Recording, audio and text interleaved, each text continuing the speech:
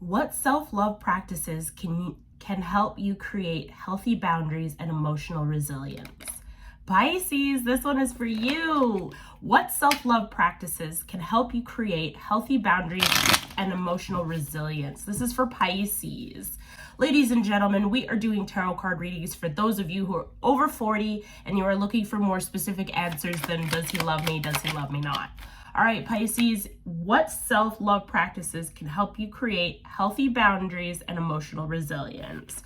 We come out here with the King of Wands coming out really nice and hot for you.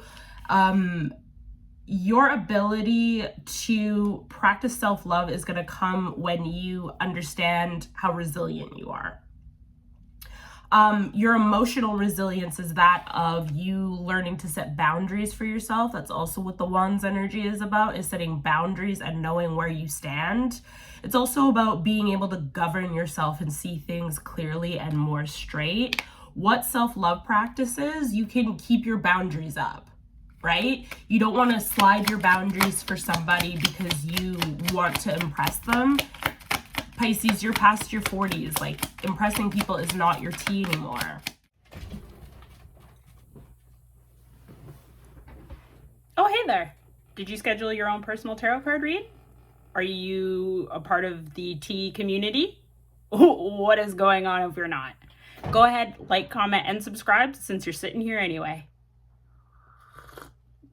Enjoy the rest of your day, and thank you for watching Tarot with Tea. What self-love practices can help you create healthy boundaries and emotional resilience? Yeah, like I was saying before, this is the seven of Wands. So Seven of Wands talks about you being at the top of the hill and you battling, but you have the hill on your side. You have the push on your side.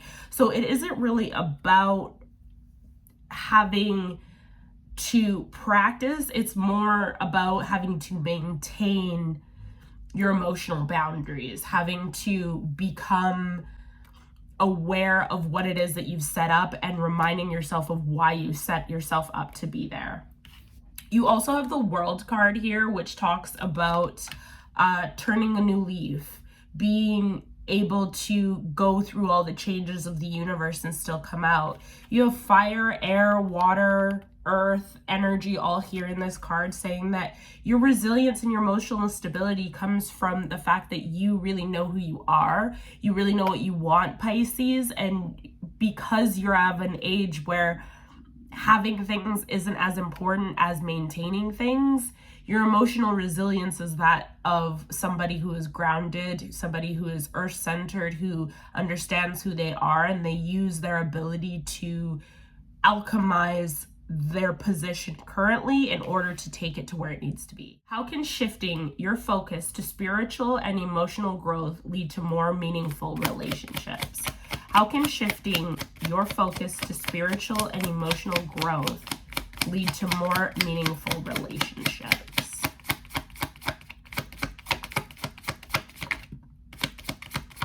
We have Four of Cups energy.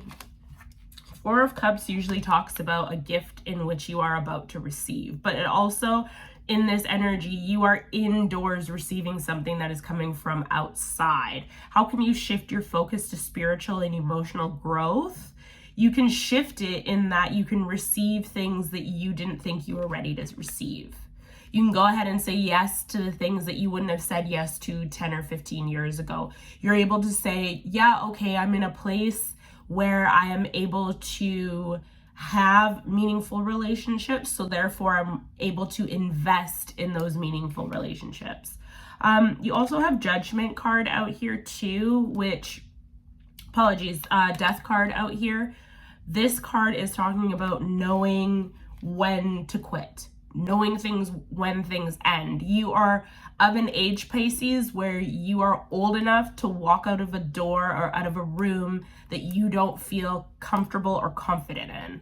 It's okay to look at the situation and be like, no, bro, this ain't for me, and pack your shit and go because it's not resonating with you. In order to lead a more emotional and spiritual life and have meaning in your relationships, you need to be able to walk away from things that don't have your best interest. With the Four of Cups and the Death card, it's like you can receive things all you want, but knowing what it is that you're receiving is just as important. Okay. How do fears of emotional overwhelm or being vulnerable affect your dating life? I think your dating life is more emotional than most other people's because you are a Pisces, you are a water sign. You have here the Knight of Swords here, and this energy is always telling us that we are capable of having everything that we want. We just have to be able to use our mouth to speak and our heart to know, right? You can't just be emotionally driven here, Pisces. If you are continuously overwhelming your emotions with sadness instead of thought, then you can understand why it's difficult for you to create relationships, because it's hard to be effective in a dating world or in a dating culture when all you're doing is crying over spilled milk.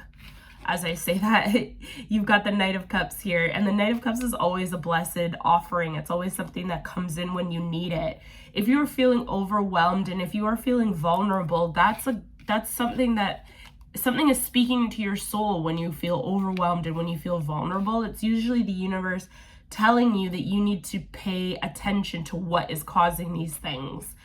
Being vulnerable affecting your dating life. Yeah, you've got Nine of Cups here. It's like you have spent a lot of time being alone in your thoughts, alone in your energy, and instead of actually expressing what it is that you need to express, saying what you need to say, getting your throat chakra cleared, you're just bottling it up inside and holding it really close to your chest. And instead of allowing those emotions to pour out, you're holding them up, you're giving them reverence, and it's affecting your dating life because you're unable to see that in order to go forward in life, you have to get rid of things in order to make your baggage less heavy.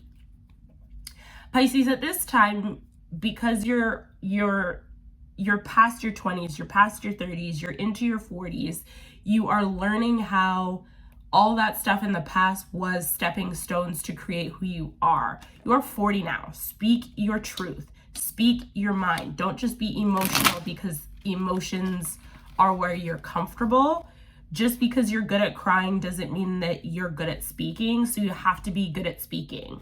Right? Public speakers are also very good public listeners. You have the King of Pentacles here as your final card, and the King of Pentacles is just coming out to remind you that indeed you need to be earth-centered. You need to do grounding work. You need to spend time with your chakras. You need to understand that in order to receive the relationship of your dreams, of your wants, of your desires, not just sexual and not just emotional relationships, but work friendships, family friendships, all that, there needs to be a sense of grounding. There needs to be a sense of slowing things down and really internalizing who you are. Your top of the deck card here is the Eight of Cups, which talks about leaving something behind in order to enter into a new room. It also could mean that you are walking away from things that no longer serve you. All those cups of emotions, right? You have the Nine of Cups here, Eight of Cups, with the Knight of Cups. This is all saying that eventually you're going to have to learn what your emotions are and how to tap into them and how to create out of those emotions. Thank you so much, Pisces, for spending time with me. I really look forward to hearing from you soon. Please go ahead in the comment section and tell me what is going on. Are you emotionally driven and you need a tarot read on it? Are you spiritually focused and you need a tarot read on it? Are you doing some self-love practices that you need some affirmations for? Please go ahead and let me know. Don't forget to like, comment, and subscribe. Give me 3 purple hearts if you've made it this far, and I will see you in your next tarot read, Pisces.